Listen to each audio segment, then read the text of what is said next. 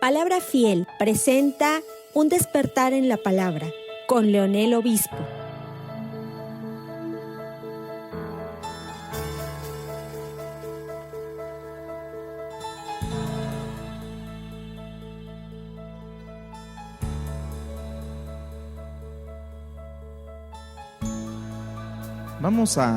En esta mañana vamos a leer el pasaje de la Biblia en Hechos capítulo 8.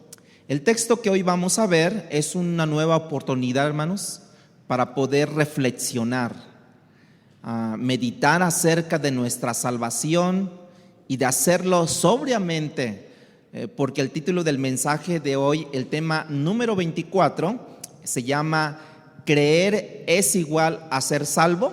Está en tono de pregunta. ¿Creer es igual a ser salvo? A veces nosotros hemos crecido en una familia cristiana, ¿verdad?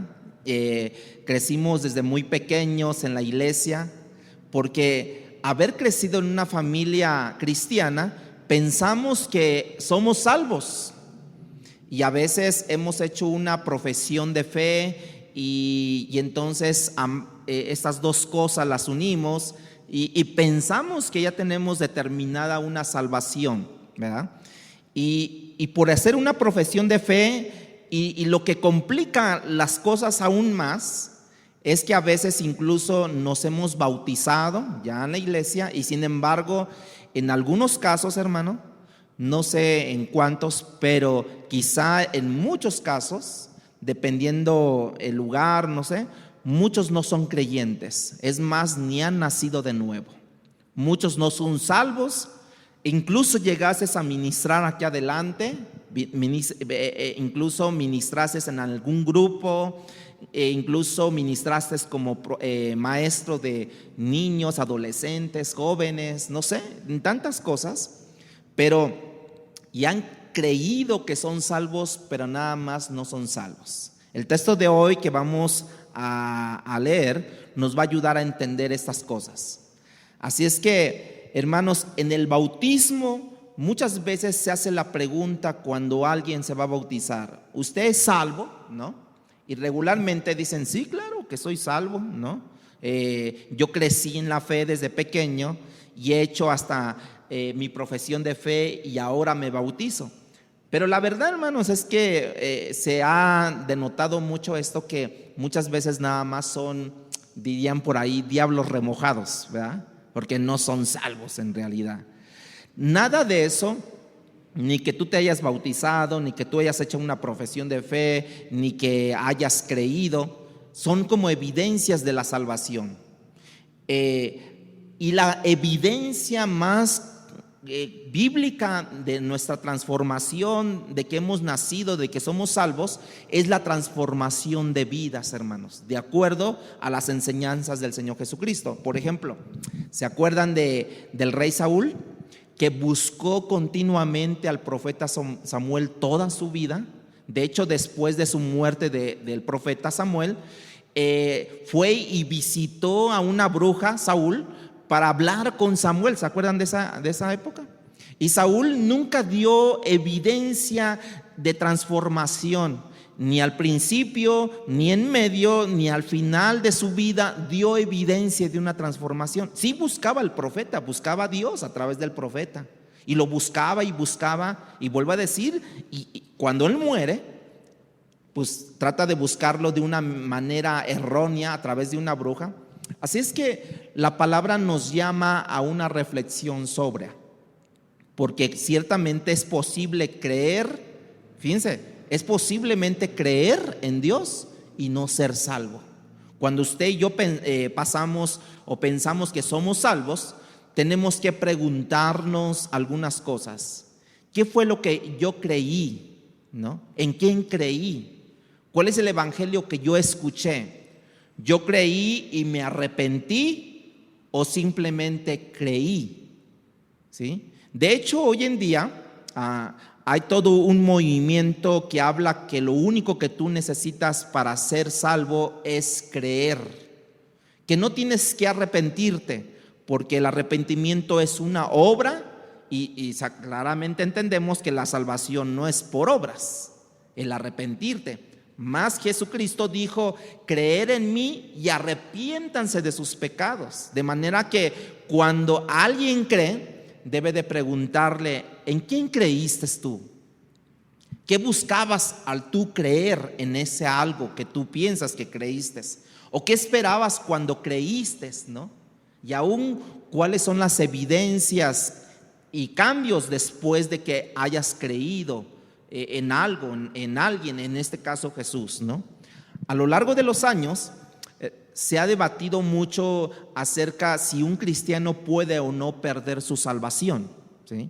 Aquellos que entienden que pueden perder su salvación están en una posición teológica que le llamamos arminianismo, ¿no? No entraré en detalles porque eso nos va a llevar una enseñanza completa, ¿verdad?, como parte de una explicación de eso, pero simplemente es como ellos entienden que la salvación se pierde. A diferencia de nosotros entendemos que una vez que la persona es verdaderamente, repita conmigo, verdaderamente salva, es imposible que pueda perderse, ¿sí? Por ejemplo, John Bunyan, el autor del libro del Progreso del Peregrino, que algunos de ustedes lo han leído, y algunos teólogos del pasado eran de la opinión que es posible apostatar de la profesión de la fe, ¿sí? Profesión de la fe profesada, pero que es imposible apostatar de la posesión de la fe, ¿sí? Cambian dos cosas. Una es profesión de la fe profesada y otra es posesión de la fe. Entonces es imposible para el que posee la fe pueda apostatar o pueda perder su salvación. En otras palabras, yo pudiera profesar la fe, creer, ¿no?, o creerme creyente, asistir a una comunidad cristiana, a una iglesia de creyentes, y luego apostatar, alejarme. Es posible eso.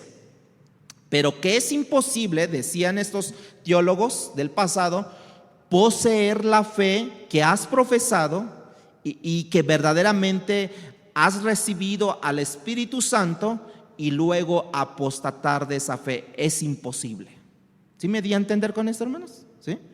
El Señor Jesús habló de esas posibilidades y lo habló a través de una parábola que usualmente trae como naturaleza algo común, ¿sí? En el día a día, en aquellos tiempos, que ellos pudieran entender, y que también nosotros el día de hoy. Y habló de la parábola del sembrador. Dice que un hombre salió a sembrar en un campo y distribuyendo la semilla, ¿no? Unas semillas cayeron en un terreno y otra cayó en otro tipo de terreno, y entonces el mundo que era el campo, que es la parábola, aquí se dividió una respuesta. Y vea tres grupos que hay en esta parábola: el terreno, que representa el mundo; la tierra, que representa el corazón, ¿sí?, y la semilla, que es la palabra de Dios. Por ejemplo, el grupo 1 y 3, ¿no? O sea, el primer grupo, que es el terreno y que es la semilla de la palabra de Dios, ¿no? Entendemos que ese grupo el 1 es fácil de distinguir. Un grupo que no recibe la palabra, o sea, el mundo, ¿verdad? Estamos diciendo como terreno, no le interesa. Cuando tú le hablas la palabra, la rechaza desde el principio, no tiene el más mínimo deseo o interés de abrazar la oferta que Dios le está dando a través de su palabra, ¿no? El grupo número 3, que es la palabra de Dios, representa, diríamos, un terreno fértil, o sea, la palabra, ¿no?, donde la semilla cae, ¿no? La semilla representa la palabra cae en los corazones, de una forma encuentra fertilidad, ¿no?, en ese terreno, y produce, como dice la Biblia, 30 al 60 y al 100%, ¿no? Lo cual Cristo da a entender que la fructificación quizás no sea la misma en todos los terrenos, en todos los corazones, pero sí va a distinguirse de alguna probabilidad de crecer al 30, 60, 90 y al porcentaje que sea, pero da una fructificación.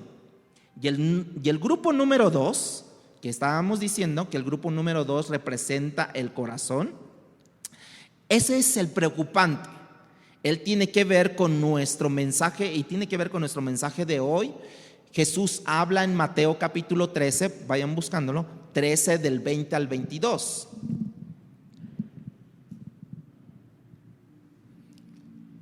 Mateo capítulo 13 del 20 al 22. Ahorita vamos a ir a Hechos, no se preocupen. Esto nomás como es un modo introductorio a lo que quiero explicar.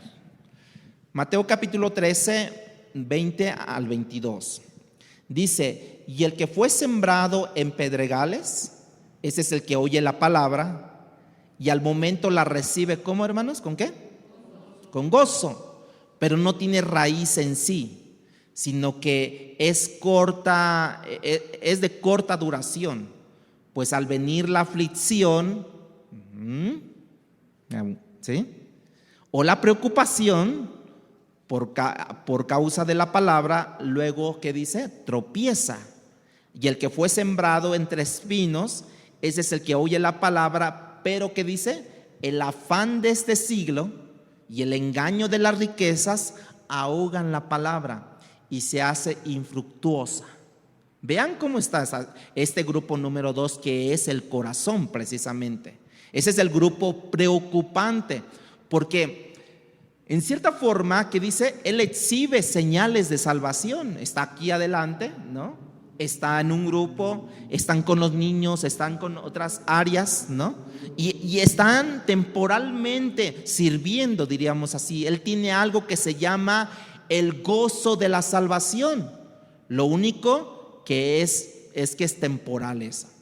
En todos los avivamientos de Europa, Estados Unidos, cuando revisamos la historia, se ha producido ese avivamiento junto con señales, con conversiones genuinas y de la manifestación del poder de Dios. O sea, señales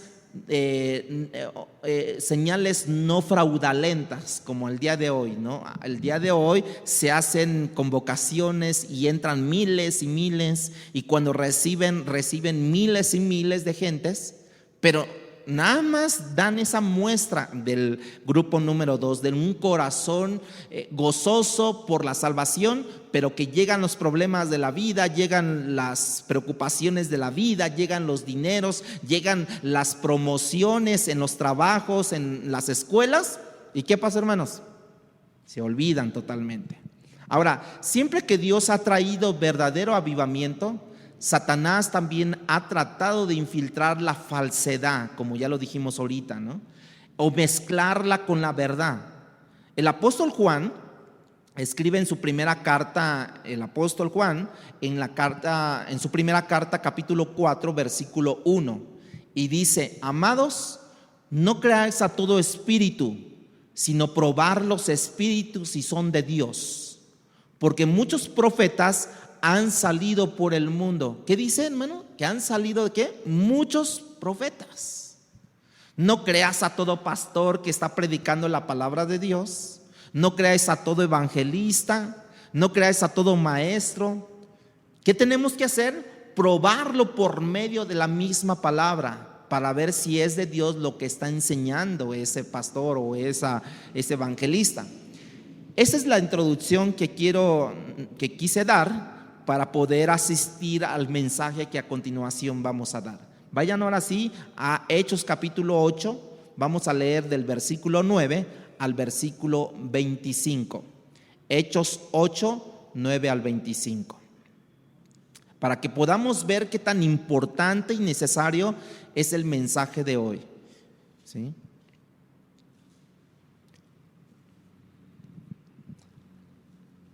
Pero había un hombre llamado Simón, que antes ejercía la magia en aquella ciudad y había engañado a la gente de Samaria, haciéndose pasar por algún grande, A este oían atentamente todos, desde el más pequeño hasta el más grande, diciendo: ese es el gran poder de Dios. Fíjense cómo decían: este es el gran poder de Dios.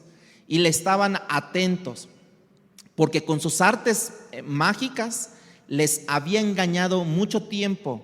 Pero cuando creyeron a Felipe, que anunciaba el evangelio del reino de Dios y el nombre de Jesucristo, se bautizaban hombres y mujeres.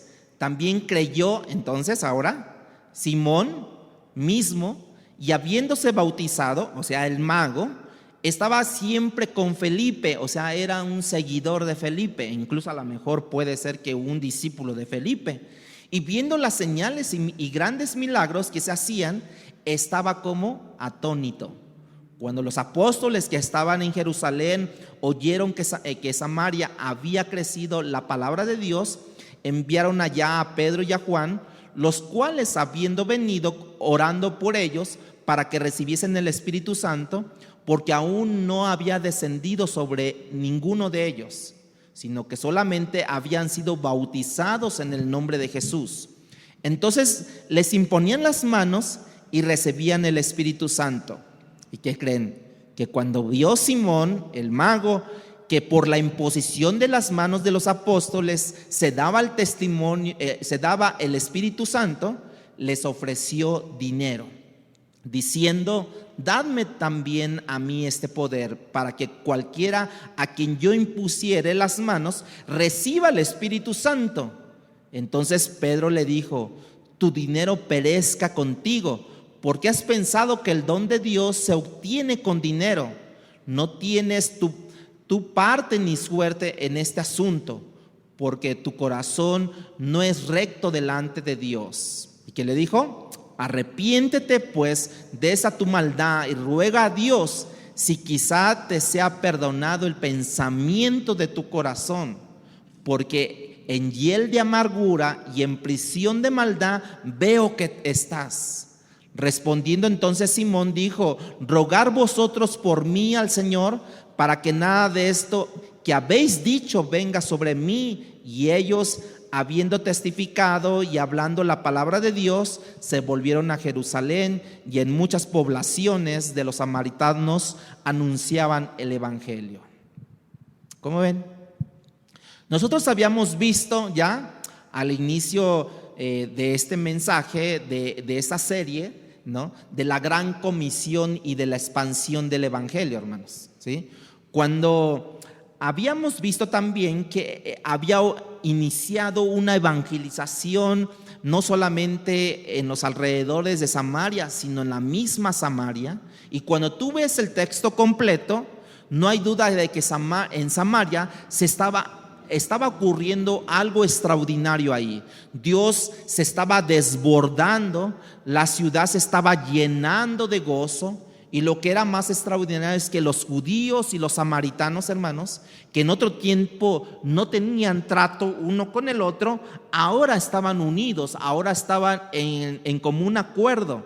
Y aquí estaban los samaritanos, las multitudes escuchando a Felipe en ese momento, un judío helenista, y ahora Satanás está tratando de traer confusión a través de una infiltración de este mago, de Simón el mago, ¿no? En medio de un pueblo genuino, en medio de una salvación genuina que está ocurriendo en Samaria.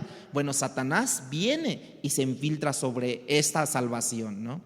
De la misma manera que Satanás trajo confusión, ¿se acuerdan?, a la vida de Adán y Eva, ¿no? Es la misma manera que él está tratando ahora de hacerlo en este caso. Él quiere oponerse a la predicación de la palabra. Entonces lo que vamos a hacer hoy, vamos a examinar ese texto a la luz de, diríamos, unos personajes, ¿no? Unos personajes que se mencionan aquí de una manera como ellos actúan individualmente. Y luego vamos a ver cómo estos 5 están relacionados, ¿no? Por ejemplo, vamos a hablar primero de Simón el mago, ¿no? El segundo que vamos a ver, el segundo personaje es Felipe. Los tercero y cuarto, Juan y Pedro. Y el último, el protagonista de toda esta historia, ¿no?, es el Espíritu Santo, ¿sí? Comencemos con Simón el mago, porque allí es donde la historia comienza. Dice que él practicaba la magia, ¿no? Con el cual estaba engañando a esos ciudadanos de Samaria, ¿no? Y con sus artimañas y sus trucos. Alguien quizá incluso que gozaba de cierto poder del mundo de las tinieblas, porque dice que hacía maravillas también y tenía a la gente como atónita con lo que él podía hacer. O sea que era un mago, ¿no? Dice el texto que Simón pretendía ser un gran personaje y aquel mismo se llamaba como el gran poder de Dios. Fíjense, para traer ¿qué? Confusión en los samaritanos, ¿no? Él debió hacer cosas significativas, porque el texto en el versículo 10, ahí en lo que leímos, bueno, no lo leímos en ese momento, pero en lo que leímos anteriormente, dice que desde el menor hasta el mayor prestaba atención, diciendo: este es el gran poder de Dios. Y esta gente se asombraba y estaba atónita, se maravillaba al ver lo que Simón estaba haciendo en ese momento. Y entendemos esto, hermanos, que los charlatanes siempre han existido en el Antiguo Testamento. Tenemos como referencia a los magos del faraón, ¿se acuerdan? Que pudieron duplicar hasta el punto las señales que Moisés estaba haciendo, ¿se acuerdan? La vara que inicialmente se llamó la vara de Moisés, porque se llamó y que terminó diciéndose que ya no era la vara de Moisés, sino la vara de Dios, ¿sí? En el Nuevo Testamento. Y ahora la historia, ¿no? Ahora esta historia, una de las señales que Simón no estaba comenzando bien, obviamente, es que él procuraba la gloria para sí mismo, porque él se denominaba como el gran poder de Dios cuando era mago, ¿no? Ahora él no quería comenzar bien, quería la gloria para él mismo, ¿sí? Este personaje, donde él se llama a sí mismo el gran poder de Dios. Y eso nos da una idea que todas las cosas sobrenaturales vienen del mundo de la luz, hermanos. Mucho de lo que vemos en el pasado y hoy vemos en el presente y tal vez veremos en un futuro es más el poder de las tinieblas, ¿sí? Que se infiltra en el poder de Dios. Pablo escribe a los Corintios en su segunda carta y les dice en el capítulo 11, en el versículo 13 al 15, dice: porque estos son falsos apóstoles, obreros fraudulentos, que se disfrazan como apóstoles de Cristo. Y no es maravilla, porque el mismo Satanás se disfraza como ángel de luz. Así que no es extraño si también sus ministros se disfrazan como ministros de justicia, cuyo fin será conforme a sus obras. Aquí el apóstol Pablo dice que Dios tiene ministros, pero ¿quién creen? Que también Satanás tiene ministros. Los ministros de luz, ¿no? De la luz, Dios, y los ministros de Satanás, que se visten como ¿qué, hermanos? Como ángel de luz. Eso no debería de sorprendernos a nosotros. Hay un sacerdote, ¿sí? Un apologista de la fe cristiana del siglo II, Justino Mártir, nos dice que este Simón es el padre del gnosticismo, el movimiento agnóstico que todavía tiene mucho auge en nuestros días. Ese padre del gnosticismo hace 2000 años hasta el día de hoy persevera esa doctrina. Y yo conozco muchas personas que son así gnósticos, ¿no? Y llama la atención, hermanos, que él Simón, el mago, causaba mucho asombro por medio de las cosas que él podía hacer, y que llegó a considerarse como el poder de Dios, el gran poder de Dios. Y la gente siempre ha querido, más que la palabra, ha querido señales Si hoy pusiéramos aquí un templete y dijéramos, se van a hacer milagros, eso a lo mejor estuviera lleno, de verdad. Estuviera lleno, porque siempre la gente va a querer señales. Y no podemos olvidarnos del pueblo hebreo. En el desierto, él saliendo de Egipto, en el desierto pidiendo señales, supuestamente para comprobar que Dios todavía estaba con ellos. No podemos olvidar a los judíos en el tiempo de Pablo, cuando Pablo les dice que los judíos viven pidiendo señales, los griegos piden sabiduría, pero nosotros, dice a Pablo, predicamos a Cristo y a este crucificado. Es lo que hacía Pablo. Sabemos que hermano, sabemos que hoy muchos piden señales a Dios como confirmación de que Dios no nos ha abandonado.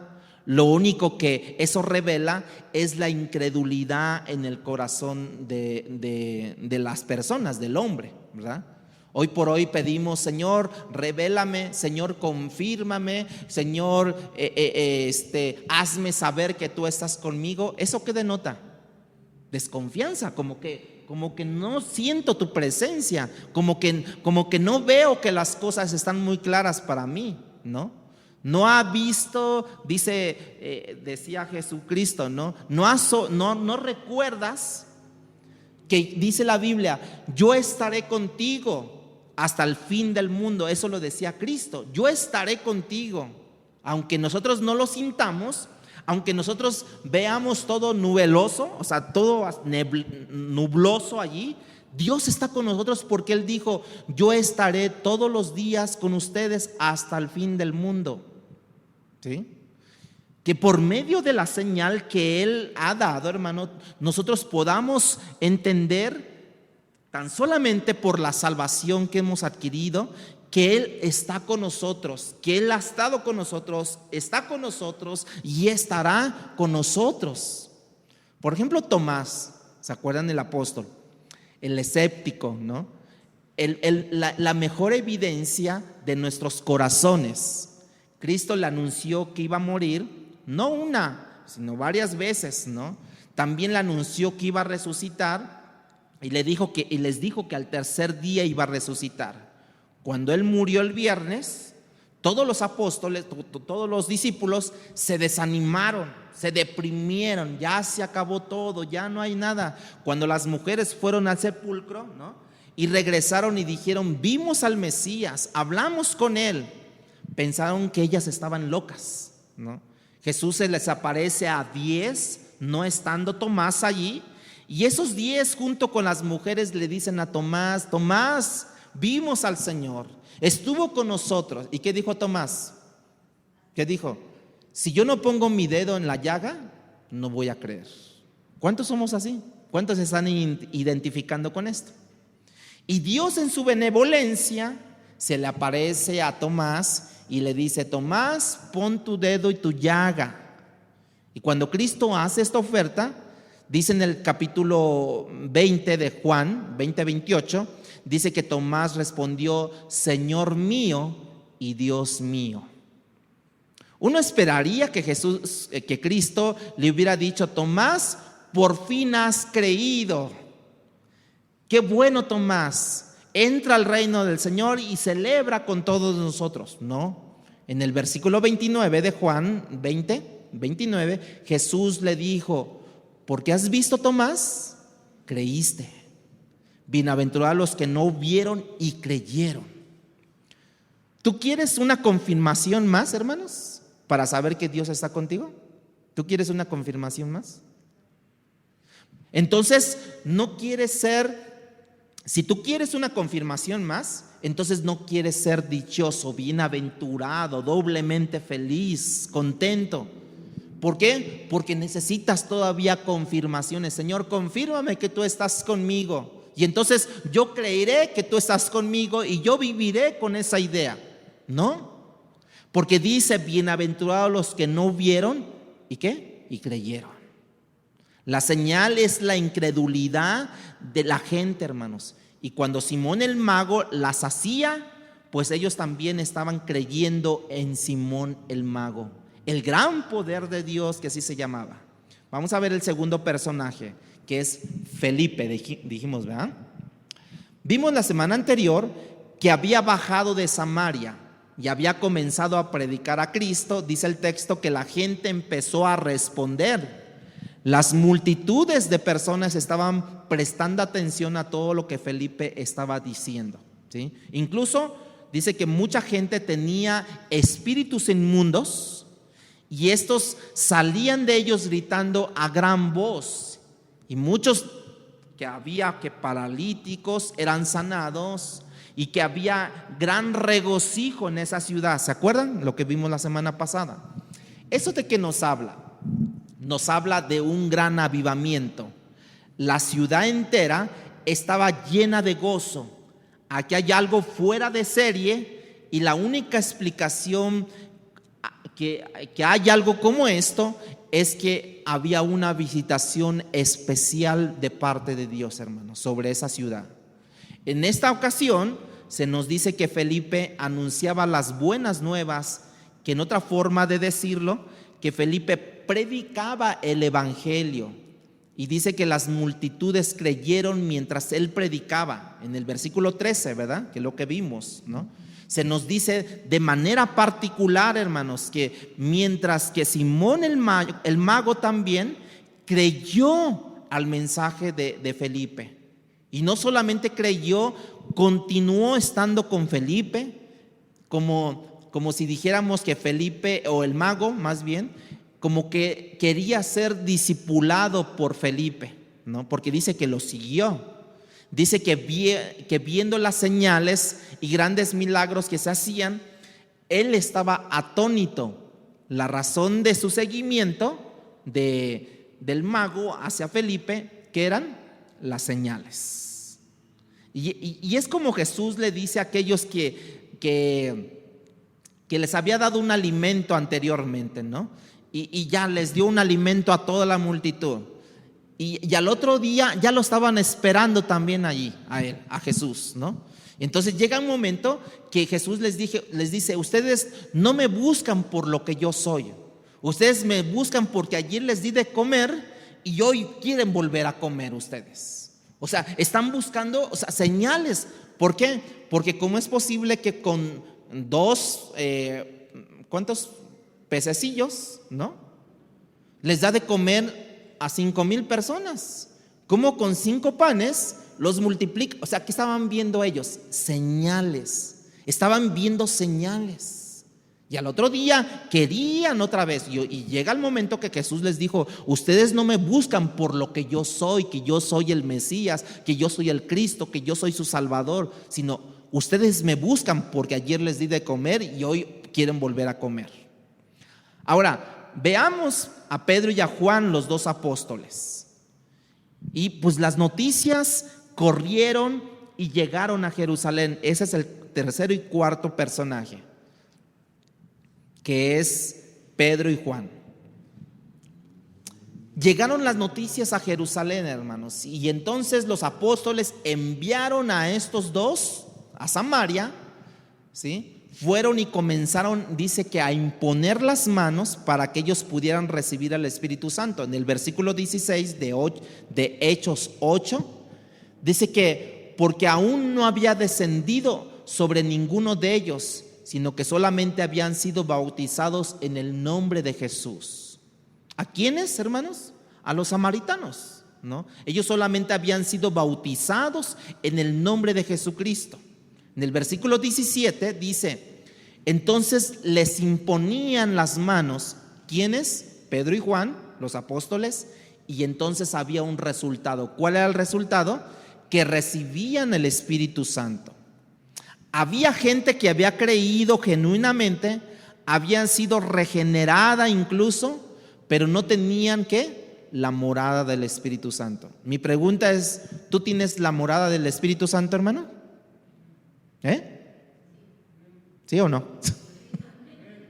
Y él estando en ellos, hermanos, por favor, no. El estado de ellos era similar, hermanos. El estado de ellos era similar a los de los creyentes del Antiguo Testamento. Supongamos, o pongamos como ejemplo, a Abraham, a Moisés, a Job, ¿no?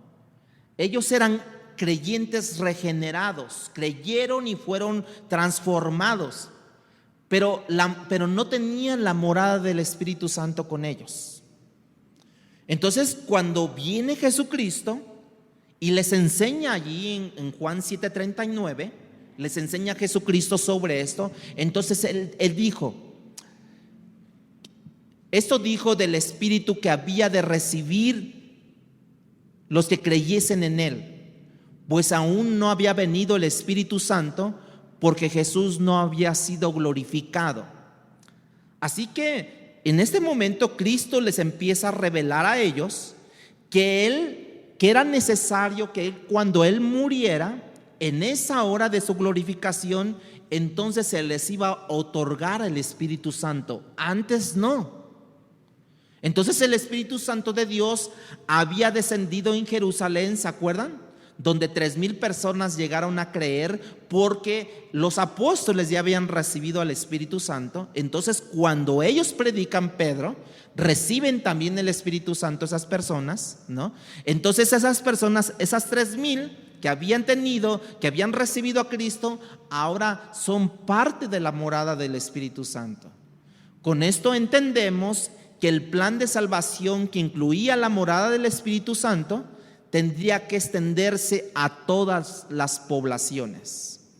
Yo digo una cosa, hermanos, que parte de la esencia de que tú tienes la morada del Espíritu Santo, que parte de la evidencia que tú tienes la morada del Espíritu Santo, entonces andas ¿qué? Predicando la palabra de Dios. No hay otra forma. Porque ellos estaban llenos del Espíritu Santo. Entonces, ¿qué hacían ellos? ¿Por dónde? Aquí hay una puerta. Nada más querían una puerta. Querían unas personas. Querían 2 personas. Querían una persona. ¿Para qué? Para ir a predicarles, porque estaban llenos del Espíritu Santo, porque ahora eran morada del Espíritu Santo, hermanos. ¿A cuántas personas les predicaste esa semana? Supongamos. ¿A cuántas personas nuevas les predicaste? 20, 30, 50, ¿no? ¿1? ¿2?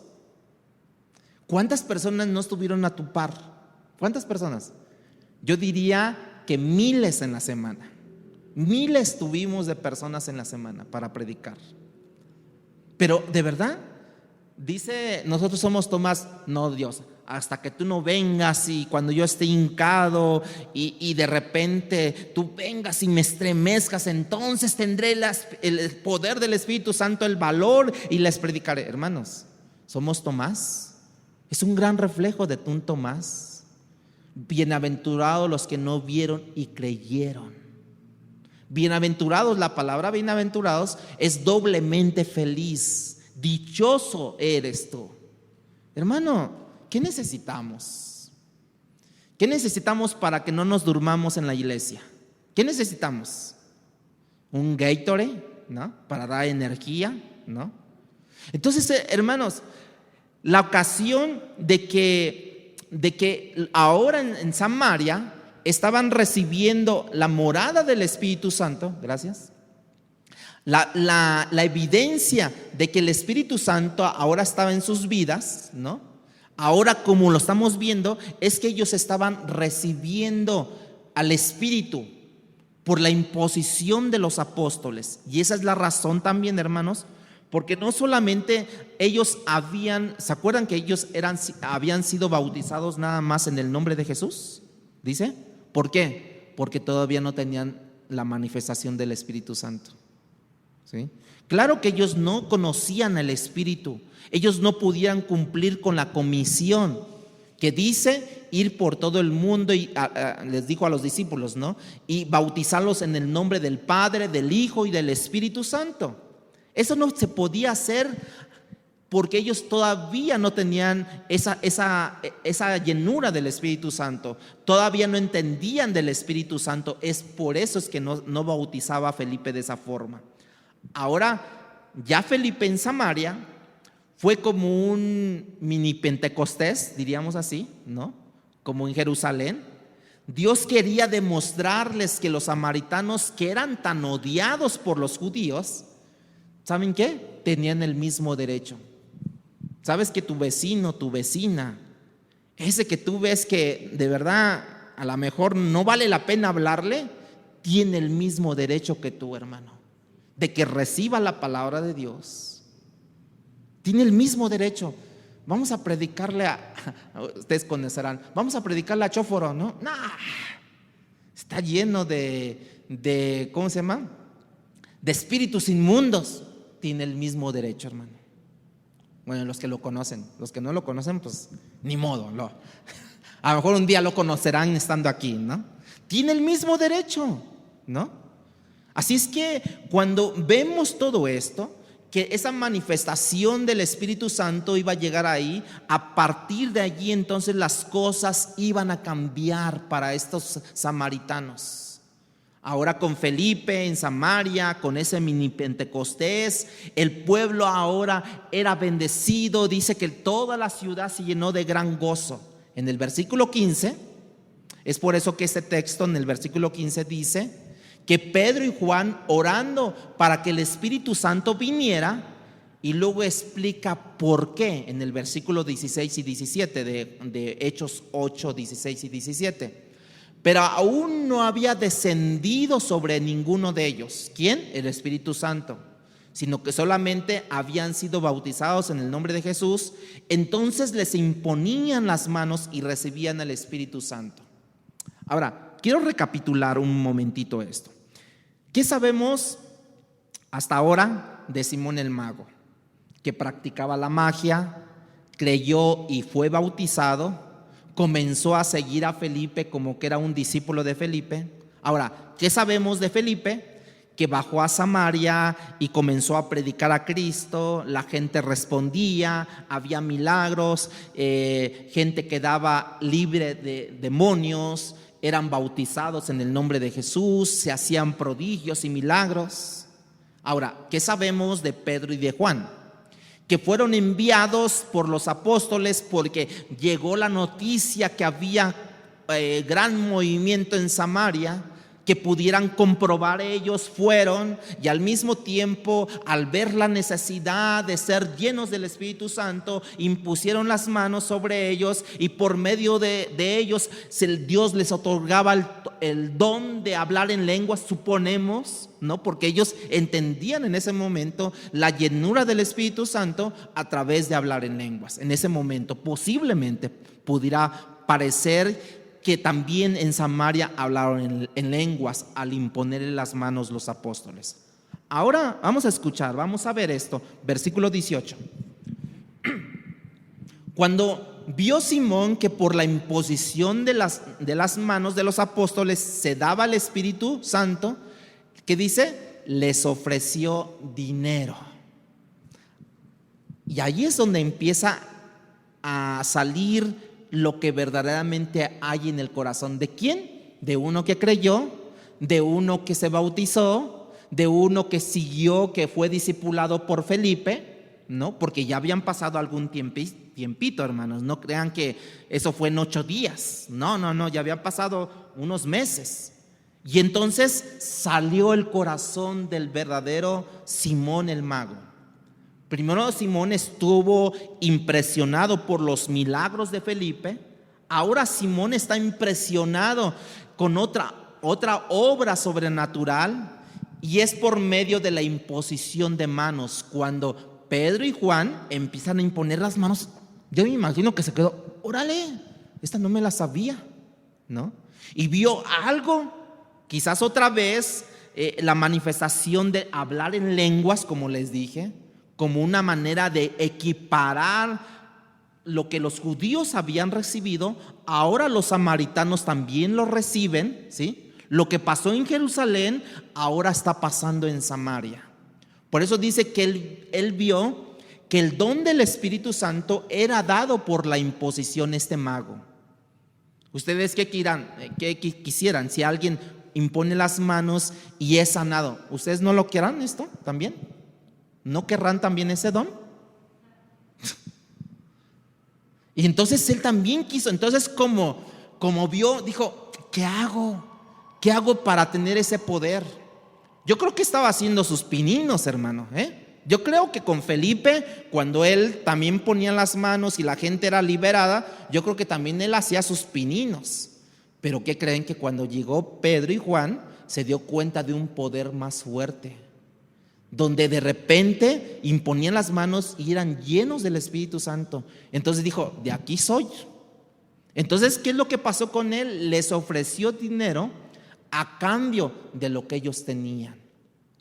Lamentablemente, si tú juzgas como un buen cristiano a Simón el mago, porque creyó, porque se bautizó, porque por lo que tú quieras, entonces no hemos leído el texto bíblico completamente, no lo hemos entendido, ¿sí? Ninguna de esas cosas, hermanos, como lo dije al principio, son evidencias de la salvación. Ninguna de esas cosas.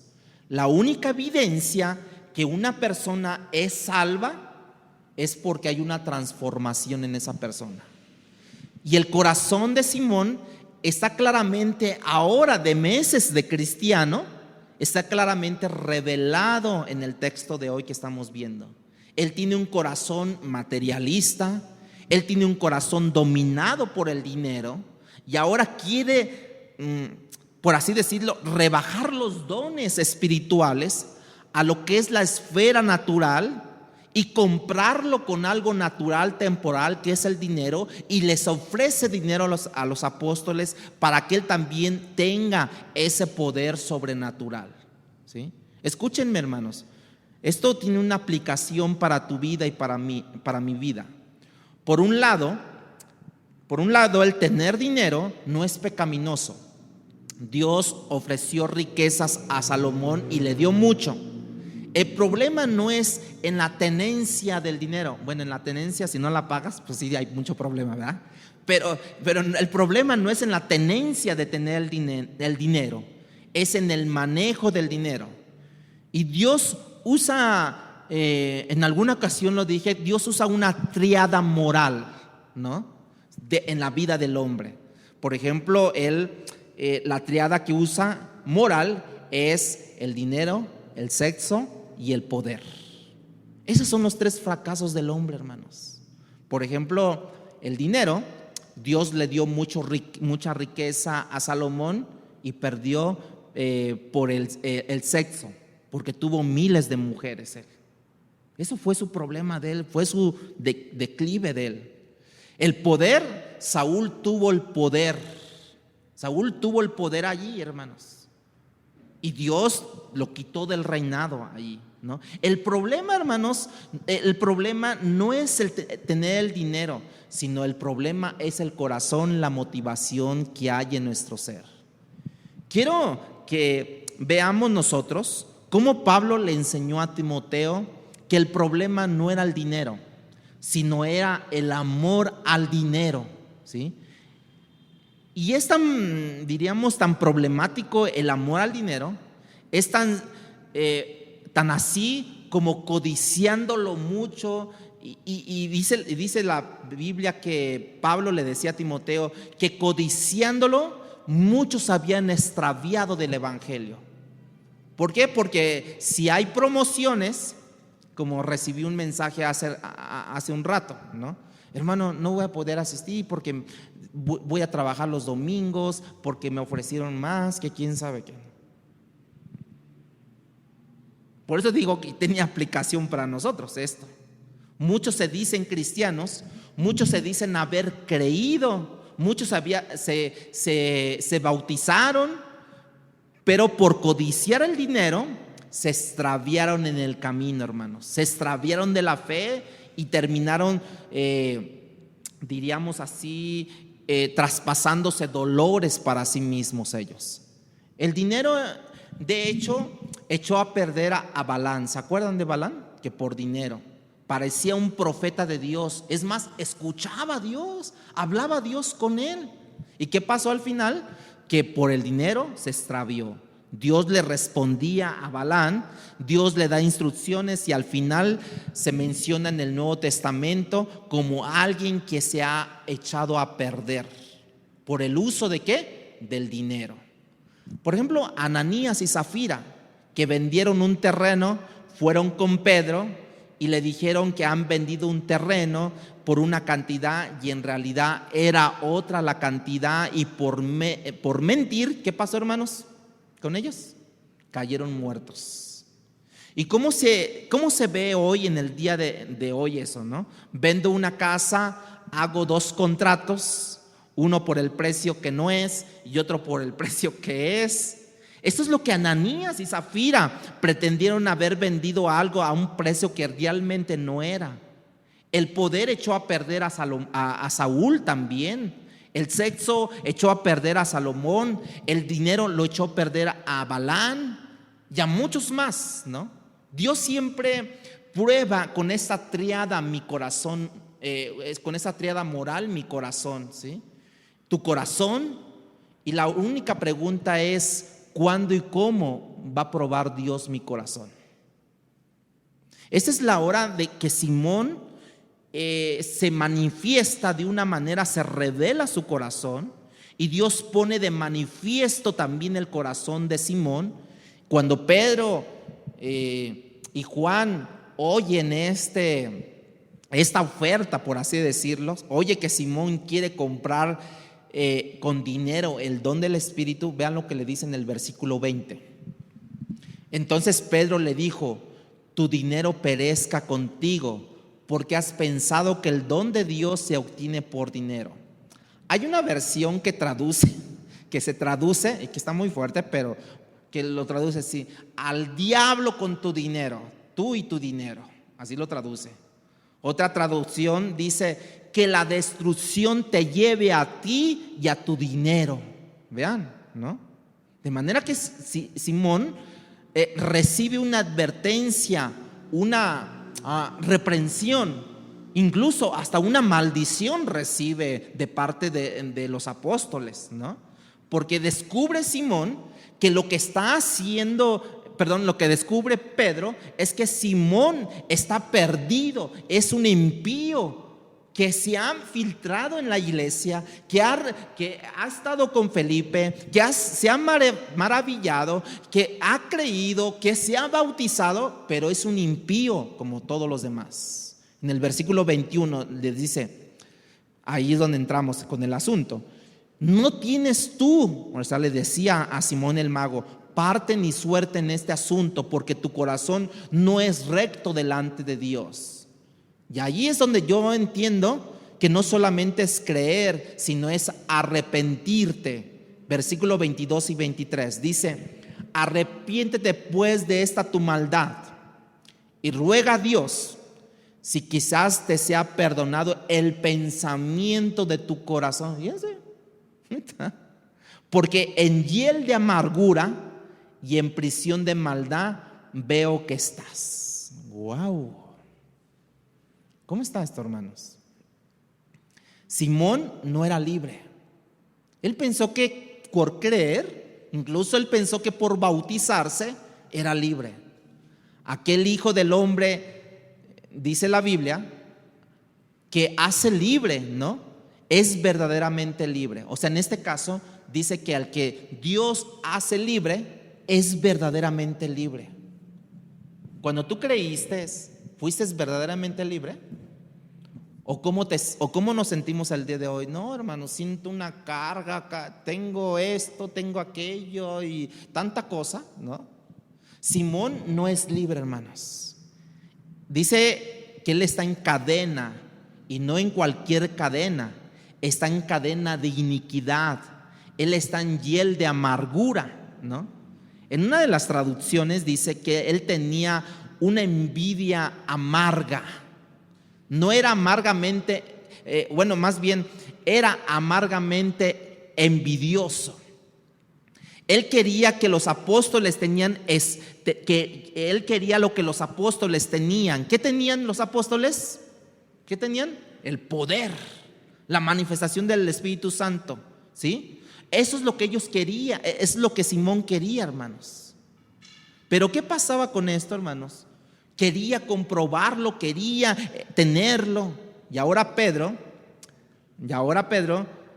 ahora le dice: ¿quién sabe si tú puedas ser perdonado por lo que vistes. Versículo 22 dice: arrepiéntete pues de esta tu maldad y ruega a Dios si quizás te sea perdonado. ¿Qué, hermanos? ¿Lo que hiciste? No. ¿Qué dice? El pensamiento de tu corazón. ¿Qué tan frágiles somos nosotros al respecto? Uno pensaría que la gracia de Dios es mayor que cualquier pecado, diríamos así, ¿no? Vemos que, ¿por qué Pedro piensa de esa manera, hermanos? ¿Por qué Pedro conoce algo que nosotros a lo mejor no hemos conocido o no hemos estudiado? Vaya a Hebreos capítulo 6, versículo 4 al 6. Hebreos capítulo 6, versículo del 4 al 6. Vea lo que dice. ¿Por qué Pedro le dice, tal vez pide perdón porque quién sabe si seas perdonado? Dice, ¿por qué es imposible que los que una vez fueron iluminados? Hay mi pregunta ahí, hermanos. ¿El mago fue iluminado? ¿Sí? ¿Porque creyó? ¿Por qué fue iluminado? Sí, porque se bautizó, ¿verdad? Y dice, y gustaron del don celestial. ¿Qué don celestial, hermanos? Bueno, que recibieron a Cristo, ¿no? Que recibió él a Cristo, que él estuvo ahí, que fue bautizado, ¿sí? Y dice ahí mismo en el versículo que estamos leyendo, y fueron hechos partícipes del Espíritu Santo.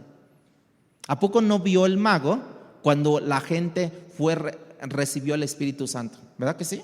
Lo vio, y por eso él quiso de eso también. Dice, y asimismo gustaron de la buena palabra de Dios y los poderes del siglo venidero, y recayeron, dice, sean otra vez renovados para arrepentimiento, crucificando de nuevo para sí mismos al Hijo de Dios, exponiéndolo a vituperio. Todos aquellos que fueron iluminados, gustaron del don celestial, fueron partícipes del Espíritu Santo, asimismo de la palabra de Dios y los poderes de este siglo, ¿qué dice? Recayeron. Y ahora sean otra vez removidos. ¿Pero qué dice el primero? Porque es imposible, hermanos. Sean otra vez renovados para arrepentimiento. Yo ayer platicaba con una persona. Bueno, le caían mal los cristianos ahora ya. Después de que él estaba en una plataforma predicando, animando, cantando, y no se dan una idea, hacía una revolución. Y ayer yo platicaba con esa persona y decía, ¿sabes qué?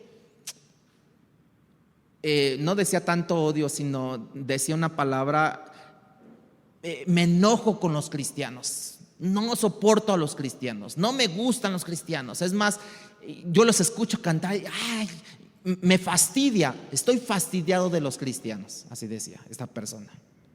Entonces, hermanos, cuando somos confrontados por el Espíritu Santo, eso es lo que va a pasar, que es imposible que ellos puedan otra vez ser renovados para arrepentimiento.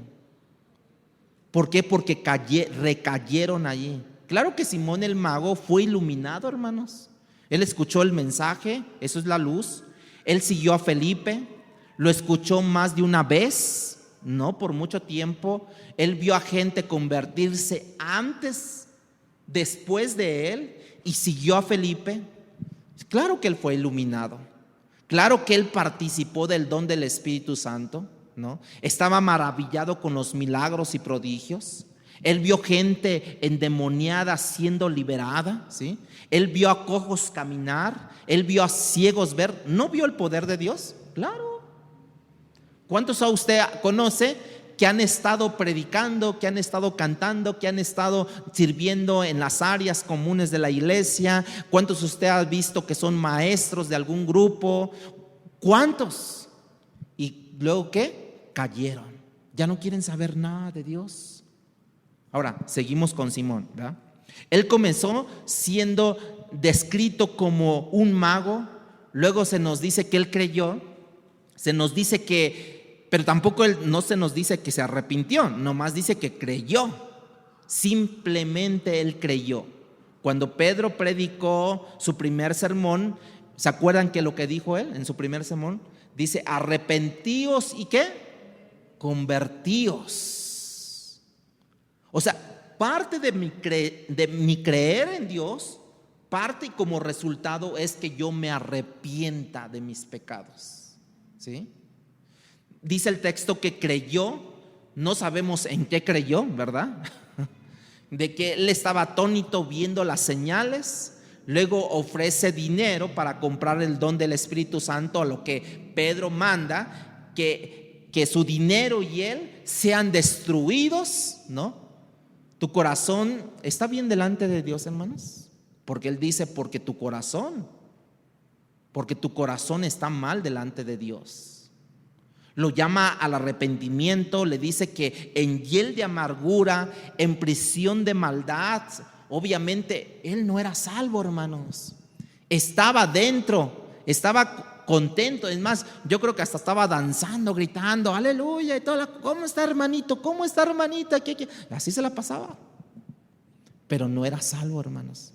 Qué difícil es como que discernir ese punto, ¿verdad? Esa línea delgada de que si eres cristiano o no eres cristiano, porque daba evidencia para la vista común y corriente, daba evidencia de ¿qué? De que era un cristiano íntegro. Yo conocí, ya les he comentado sobre una persona, Moniz la conocí, creo que tú la viste morir, creo, y de Judith, de que ella daba tintes de que era cristiana, era la primera que llegaba a la iglesia, la última que se iba de la iglesia, no se perdía ni una reunión, no fallaba ninguna reunión, a menos por enfermedad, pero no fallaba, estaba allí. Pero ¿qué creen? Que con mucha regularidad se manifestaba Satanás en ella. Y en la misma iglesia empezaba a revolotearse, empezaba a ponerse mal, se empezaba a endemoniar, según decían, ¿no? Se empezaba a hacer de todo. ¿Y cuántas veces no lo vimos? Aquí estás, monito. Y de verdad que daba evidencias de que era una cristiana, pero al paso del tiempo yo entendía que ni salva era. ¿Cómo murió Moniz? Ella. ¿Cómo murió? Pero dicen que se quedó así, como que ella misma se asfixió, se ahogó, así. Hermanos, necesitamos tener mucho el discernimiento de espíritu nosotros. Decía el pastor Chuy, no todo lo que brilla es oro. Uno esperaría que después de la reprensión de Pedro a Simón, ¿sí?, caería de rodillas Simón y decirle, perdóname, Señor, fui un insensato, que mi corazón tan necio de pensar de esa forma, de cómo yo manejé las cosas en el mundo y que ahora las quiero manejar ahora en ti de esta forma. Uno pensaría así, uno pensaría que fuera de rodillas ante Dios. Pero vea lo que dice en el versículo 24 de Hechos 8. Respondió entonces Simón y dijo, o sea, tú, Pedro, tú me dices la maldición, entonces ahora tú ruega vosotros por mí al Señor. O sea, tú me lo hiciste, ahora tú ruega por mí. Porque él no se arrodilló ante Dios y le dijo, perdóname, Señor, para que nada de lo que me habéis dicho, o sea, de esa maldición, venga sobre mí. Ni él mismo se quiso arrepentir en ese momento, hermanos. El problema de Simón no es haber entendido que violó la santidad de Dios por querer ofrecer dinero a cambio del don celestial. Falló, quebrantó el honor de Dios. No, hermanos. El temor, ¿sabe cuál fue el temor que vino sobre Simón? A las consecuencias. ¿Se acuerdan? Porque le dijeron, perezcas tú y tu dinero. No quería perecer, o sea, esa era una consecuencia. Entonces, ¿sabes qué, Pedro? Tú dijiste esto en contra de mí, entonces tú ruega para que, porque posiblemente tu oración sí sea escuchada, porque ya vi que en la mía mi corazón no está bien. Tú ruega, no. Pero ¿qué dijo Pedro? Arrepiéntanse. ¿Y por qué él no se quiso arrepentir? Porque su corazón no estaba dispuesto a pedir perdón a Dios por su maldad. Ya les he dicho, él formó su propia religión que hasta el día de hoy prevalece, ¿sí? O sea que si tú remueves, es como decir lo que trataba de decir Simón, si tú remueves las consecuencias, entonces yo estaré bien. Hermanos, muchas veces nosotros no nos queremos arrepentir porque hemos ofendido la santidad de Dios. ¿Saben por qué nos arrepentimos? Para que no venga consecuencia de lo que hicimos mal. Cambia, es muy diferente, ¿sí? Es muy diferente el color. Yo me arrepiento porque ofendí tu santidad, Dios. Quebranté, violé tu honor, Dios. O yo me arrepiento para que no venga maldición sobre mi vida. ¿En dónde tú estás? ¿En esta? Donde quebrantaste el favor de Dios, la santidad de Dios, o en esta para que no te venga maldición. ¿En dónde estamos, hermanos? Él experimentó cierto grado de convicción, el mago, pero el Espíritu Santo fue enviado, dice la Biblia, al mundo para convencer al mundo de pecado y de juicio, ¿sí? El incrédulo recibe convicción, pero les voy a decir algo, pero no necesariamente conversión. Porque cuando tú le dices, oye, mira, es que estás en situaciones difíciles de la vida, ¿no? Y le dices, ¿sabes qué? Mira, Cristo sí, hay una convicción, pero no necesariamente signifique necesariamente conversión. ¿Sí me entienden esto, hermanos? Concluye el texto. Versículo 25, dice, y ellos, o sea, los apóstoles, habiendo testificado, esa palabra testificar, lógicamente están hablando de testificar de Cristo, no de decir, ¿qué creen? Allá en Samaria puse las manos y la gente se maravilló. No estaban testificando de esas cosas, estaban testificando a Cristo. Ya he dicho esto. ¿De qué testificas de Cristo? De su vida, de su muerte, de su resurrección y de su ascensión. De eso testificas, hermanos. Ellos no fueron diciendo por las aldeas, diciendo, oigan, ¿qué creen? Que en Samaria está la presencia de Dios y vayan allí. No.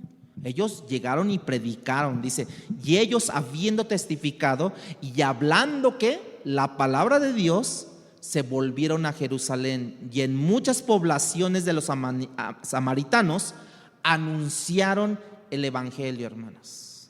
Samaria escuchó el evangelio de principio a fin.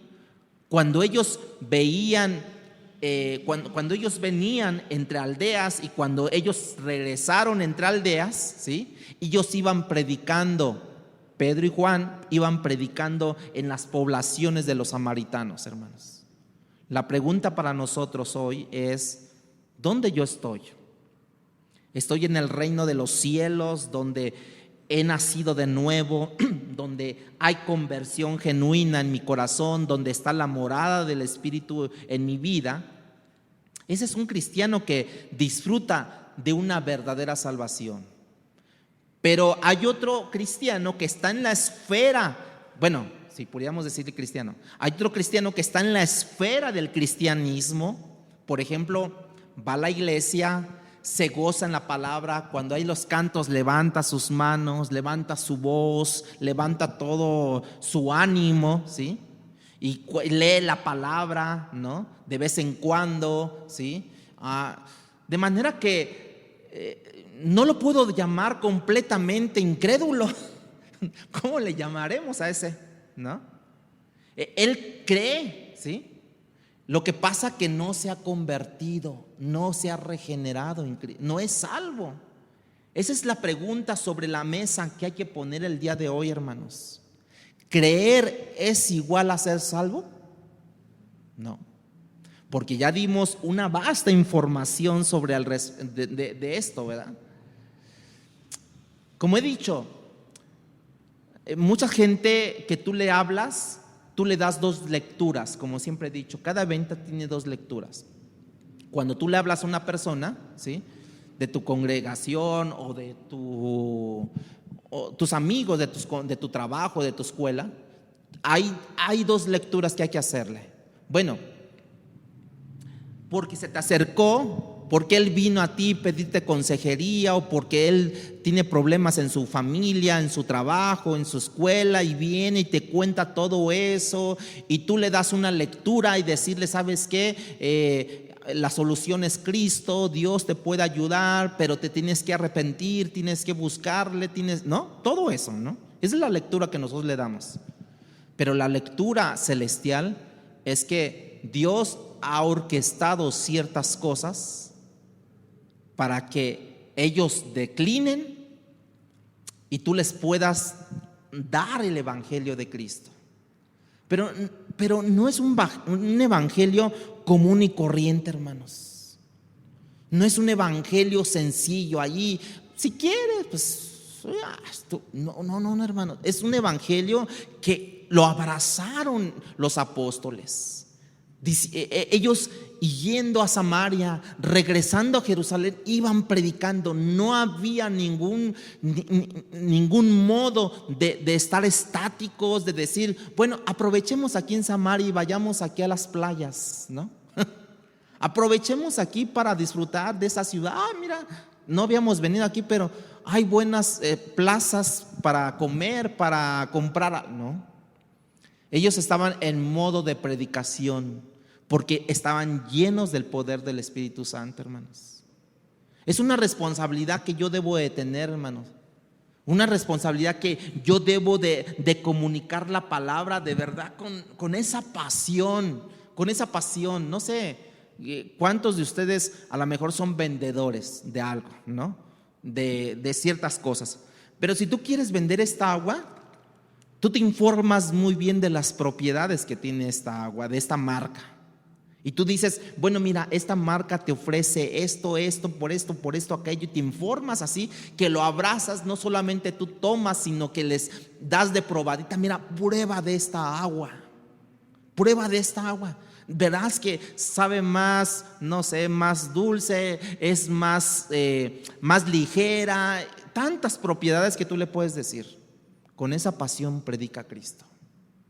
No digas, creo que no es de Dios que esa persona sea salva. Creo que no voy a echar las perlas a los puerquitos. Creo que no me voy a desgastar en esto. No, hermano, porque ni tú ni yo hacemos la obra. Quien la hace es el Espíritu Santo. Pero tú tienes que transmitirla con esa